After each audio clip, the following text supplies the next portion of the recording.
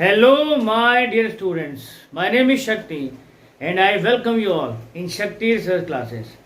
हमने English speaking course की एक पूरी सीरीज स्टार्ट करी है ताकि आप इंग्लिश को बहुत ही आसानी से, बहुत ही इजीएस्ट वे में like a piece of cake सीख सकें। मैं पिछले 20 साल से इंग्लिश लेक्चरर हूँ और मेरी कोशिश ये है कि आप अंग्रेजी इतनी आसान तरीके से सीख सकें जितना आसान तरीका शायद आपने आज से पहले कहीं देखा नहीं होगा।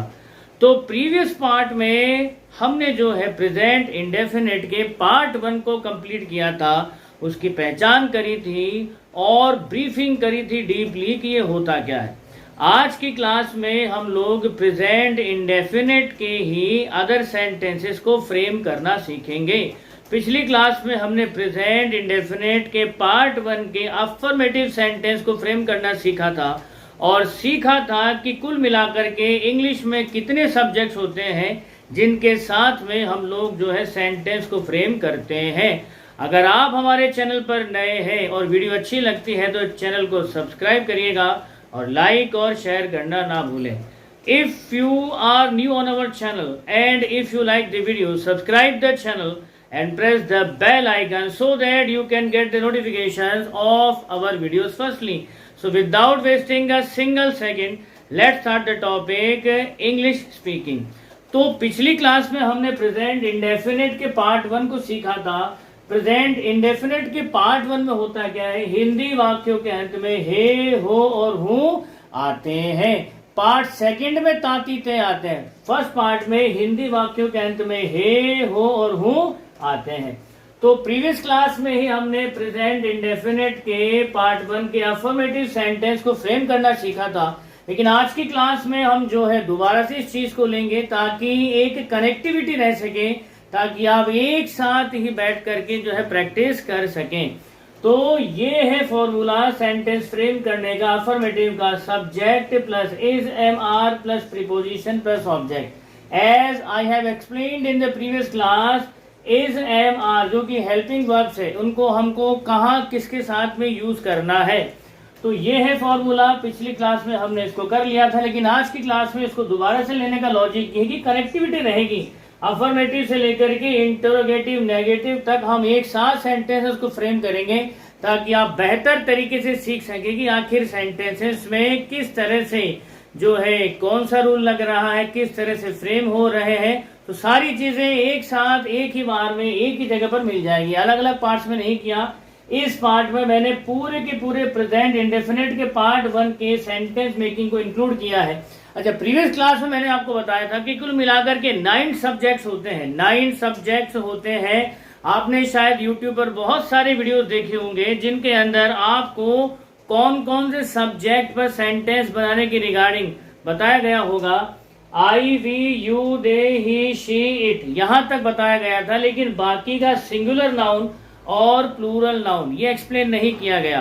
देखिए, नाउन का जो प्रॉपर नाउन है और कॉमन नाउन है सेंटेंस मेकिंग में ये भी उतने ही इसेंशियल है जितनी की प्रोनाउन होती है। और ये जो है नाउन की, ये जो हम देख रहे हैं, ये आई से लेकर के इट तक ये प्रोनाउन है अपने सब्जेक्टिव फॉर्मेट में।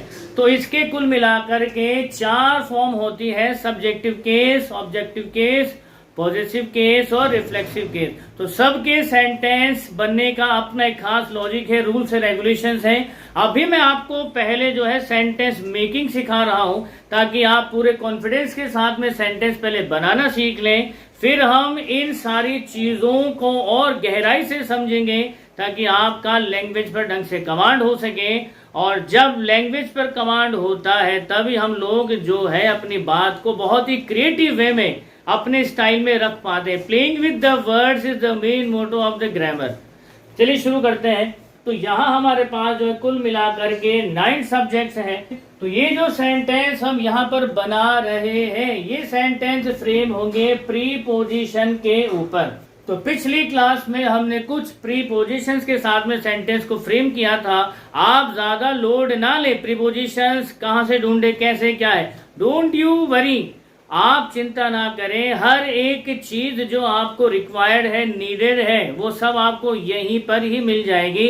अभी जैसा मैंने कहा, अभी आप पहले सेंटेंस फ्रेम करना सीखिए। अभी चाहे 1 या 2 या 3 या 4 प्रीपोजिशन के साथ पहले सेंटेंस को फ्रेम करिए। एक बार आपकी कमांड हो जाए उसके बाद आपको बहुत सारी प्रीपोजिशंस यहीं से ही मिल जाएंगी। तो पहले आप सीखिए किस तरह से सेंटेंस को फ्रेम करते हैं। तो हम एक सिंपल सी प्रीपोजिशन ले लेते हैं इन का अंदर होता है मैं। जैसे कि प्रीवियस क्लास में मैंने आपको कहा था पहले हम एक सेंटेंस बनाएंगे हिंदी में। जैसे मैंने पहले भी कहा था हिंदी से अंग्रेजी अगर आप सीखते हैं तो आप बहुत ज्यादा बेनिफिट में रहेंगे। इंग्लिश टू इंग्लिश वाला प्रोसेस आपके लिए यूजलेस साबित होगा क्योंकि ऑलरेडी आपको इंग्लिश नहीं आती है। हिंदी से इंग्लिश वाले प्रोसेस में जब आप समझेंगे तो आपको बहुत गहराई से समझ में आएंगी चीजें। तो चलिए स्टार्ट करते हैं सेंटेंस मेकिंग। तो हम सबसे पहले उठाते हैं सब्जेक्ट आई का मतलब होता है मैं। तो हम प्रीपोजिशन ऊपर के ऊपर एक सेंटेंस फ्रेम करते हैं। चलिए पहले हिंदी में बनाते हैं। तो सेंटेंस बनाते हैं मैं छत के ऊपर हूं। सेंटेंस बना मैं छत के ऊपर हूं। तो ये रहा हमारा सब्जेक्ट, ये रहा हमारा ऑब्जेक्ट। के ऊपर ये है प्रीपोजिशन और हूं, इसको हमको शो करना है एचवी के साथ में। तो फॉर्मूले के अकॉर्डिंग हम इन सारी चीजों को जो है फ्रेम करेंगे। तो फॉर्मूले में सबसे पहले आता है सब्जेक्ट। तो सब्जेक्ट हमने लिया है मैं की इंग्लिश होती है आई। तो सबसे पहले हम लगा देंगे यहाँ पर आई। समझ में आ रहा है? सबसे पहले हमने लगा दिया यहाँ पर आई। अब सब्जेक्ट के बाद में फॉर्मूले के अंदर है इज एम आर। जैसा कि मैंने पिछली क्लास में बताया था कि आई जो है फर्स्ट पर्सन है और इसके साथ में हेल्पिंग वर्ब हमेशा एम ही आएगी।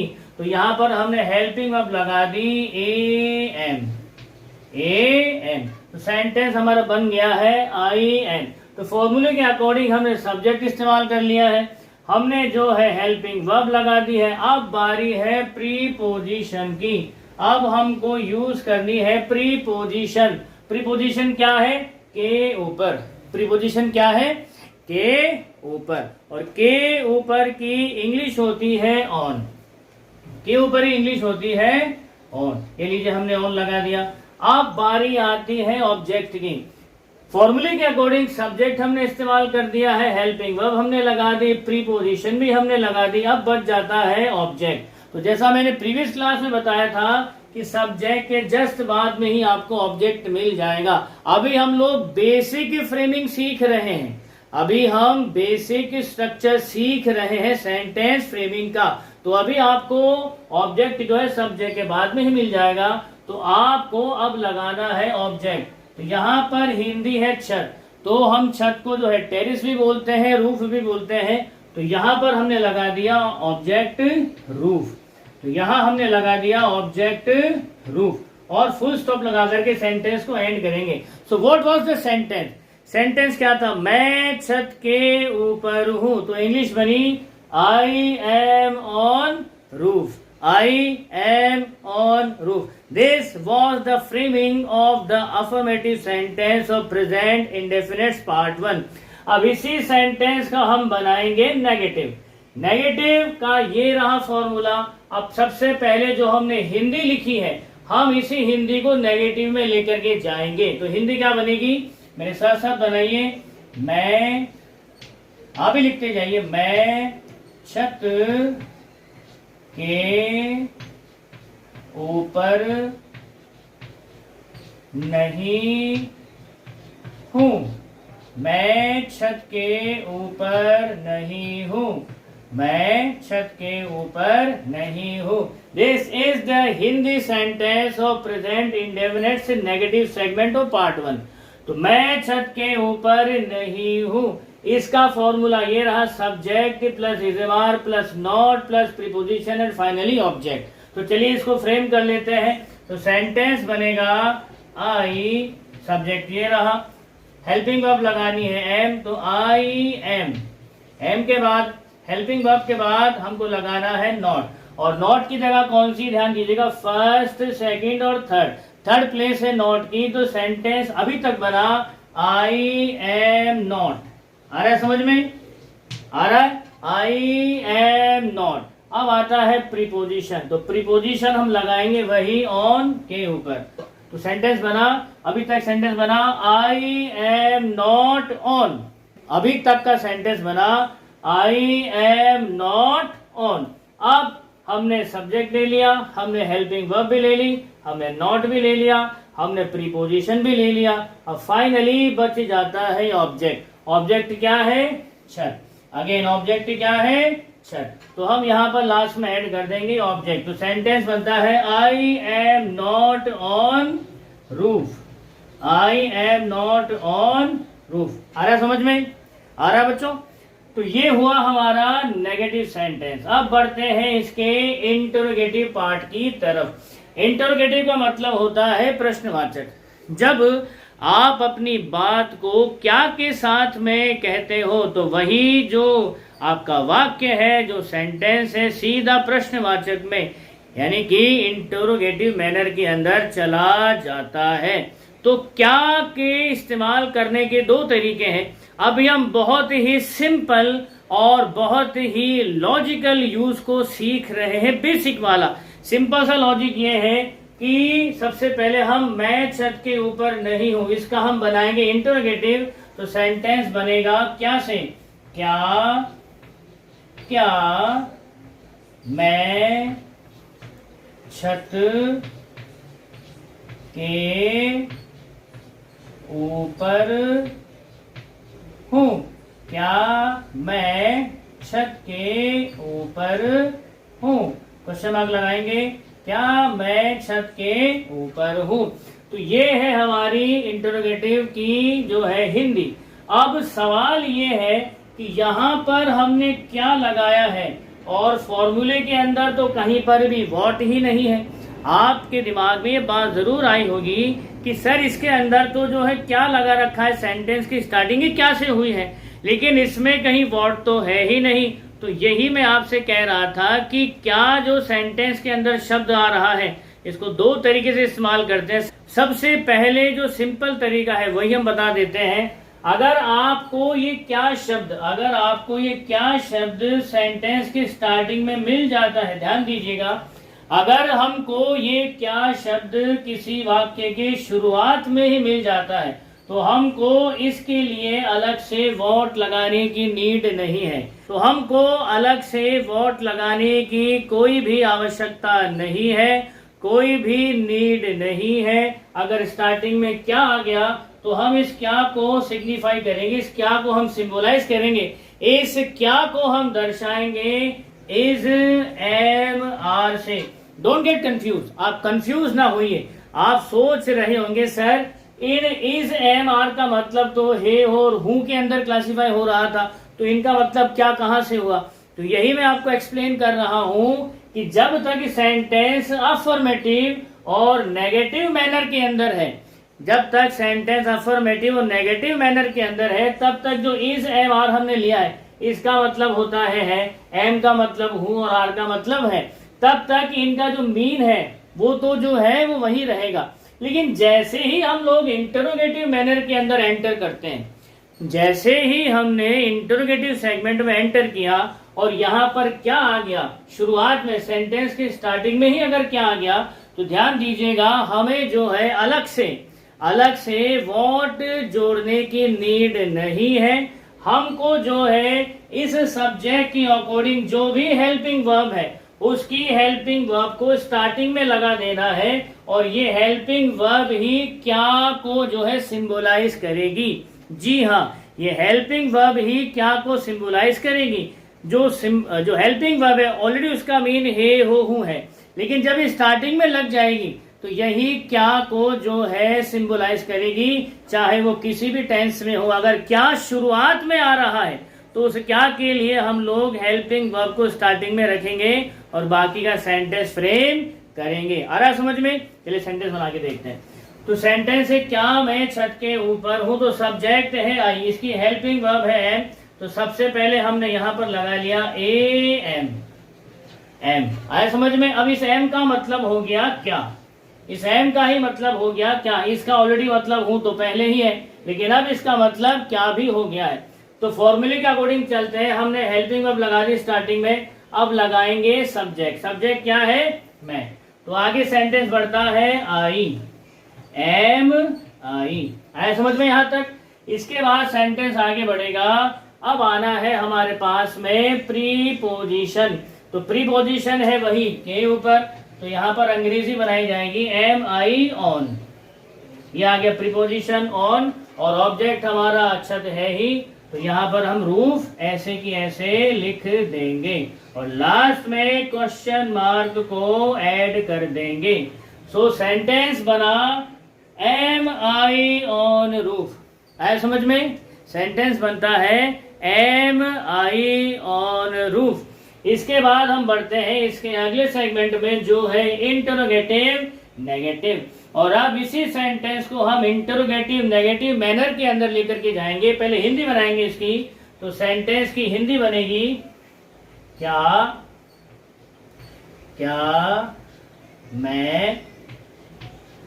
मैं छत के ऊपर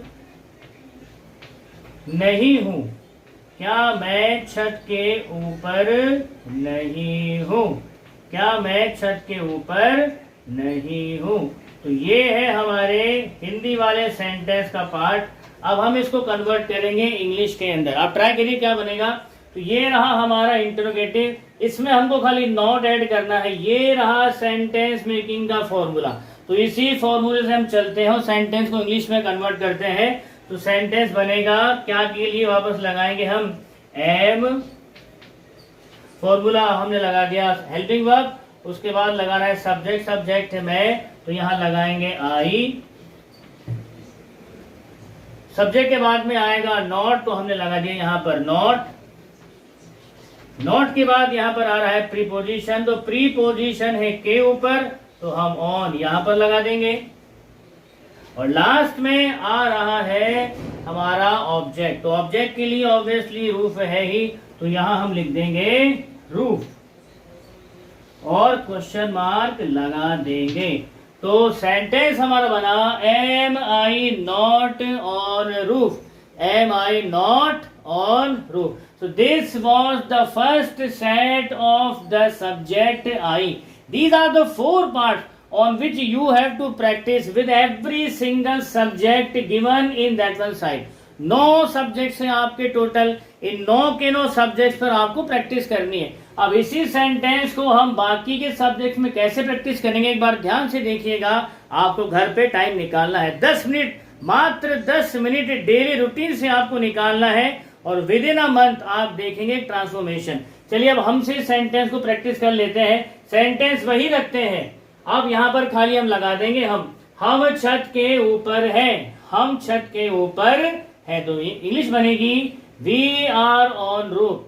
हम छत के ऊपर नहीं है, we are not on roof. हाँ, क्या हम छत के ऊपर है, आर वी ऑन रूफ। और क्या हम छत के ऊपर नहीं है, are we not on roof. तो इस तरह से कुल मिलाकर के जो 9 सब्जेक्ट दिए हुए हैं, इस सेम सेंटेंस को जो है सब्जेक्ट चेंज कर करके, इस सेम सेंटेंस को ये सारे के सारे सब्जेक्ट चेंज कर करके आपको प्रैक्टिस करने से फायदा ये होगा कि आपकी जो है कमांड बढ़ती जाएगी इन बेसिक चीजों के ऊपर। तो जब कभी आप अपनी बात को आगे कन्वे करेंगे, चाहे वो बोलने में हो चाहे लिखने में हो, तो आपको जो है चीजों को ढूंढना नहीं पड़ेगा। ये चीजें ऑटोमेटिकली आपके दिमाग में आएगी और यूं आएगी। तो जब आपके पास में हर एक चीज बिल्कुल क्रिस्टल क्लियर होगी, तो जाहिर सी बात है परेशानी आपको आने से रही।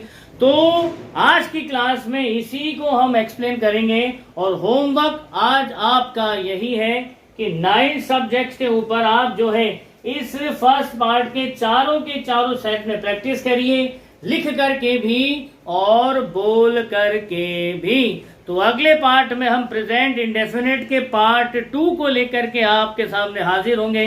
तब तक आप खुश रहिए, मुस्कुराते रहिए। जय हिंद, जय भारत, वंदे मातरम।